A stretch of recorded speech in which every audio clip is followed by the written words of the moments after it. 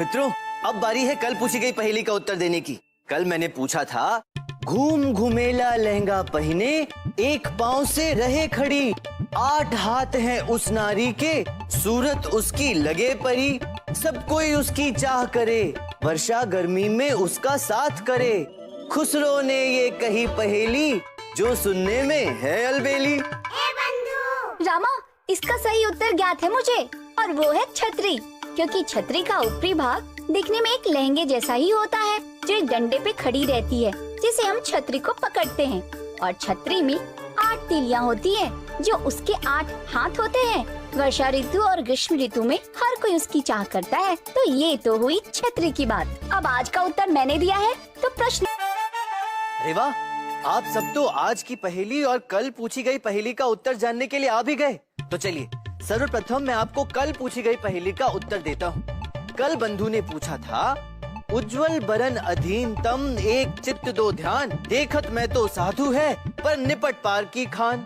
जिसका सही उत्तर है बगुला, जो उज्जवल वर्ण अर्थात सफेद रंग का होता है, जिसका एक चित्त अर्थात मस्तिष्क होता है, किंतु वो इतना सतर्क रहता है कि जिसका ध्यान दूर तक रहता है, जो दिखने में बिल्कुल साधु की भांति शांत बैठा रहता है, किंतु अत्यंत पारखी होता है।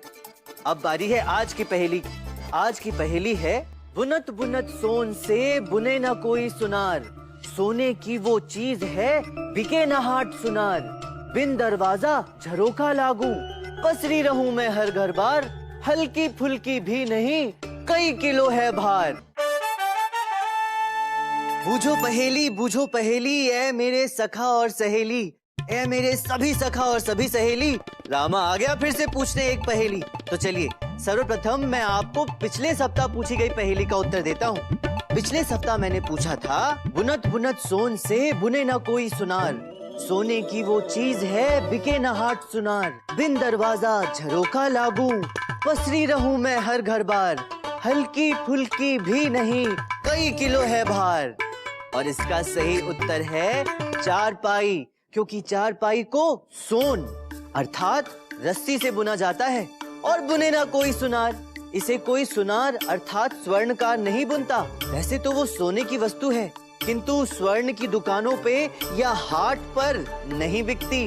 झरोखे की भांति चारपाई में से आप झांक भी सकते हैं, और वो हर घर में मिल भी जाती है। और चारपाई हल्की भी नहीं, अपितु अच्छी खासी भारी होती है।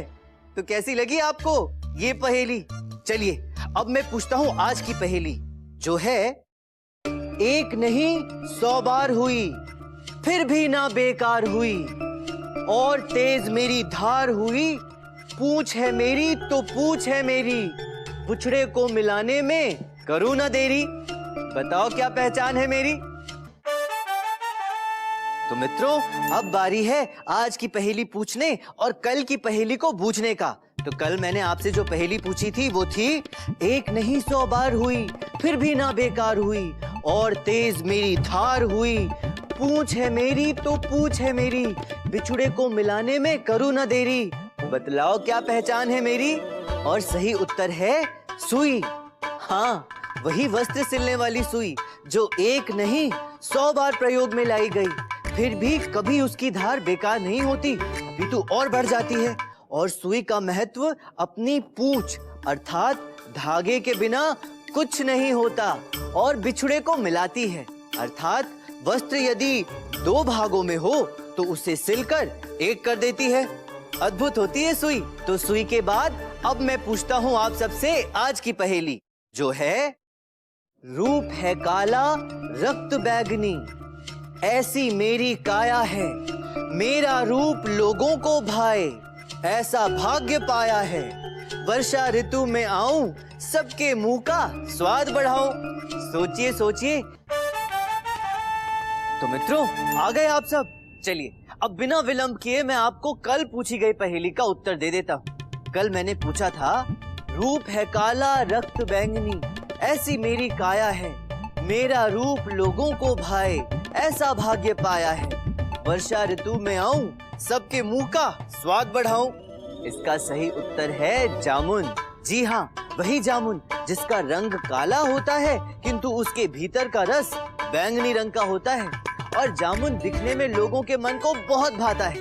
वर्षा ऋतु में आता है और सबके मुंह का स्वाद बढ़ाता है। इस पहेली से तो मेरा मन भी जामुन खाने का हो गया, किंतु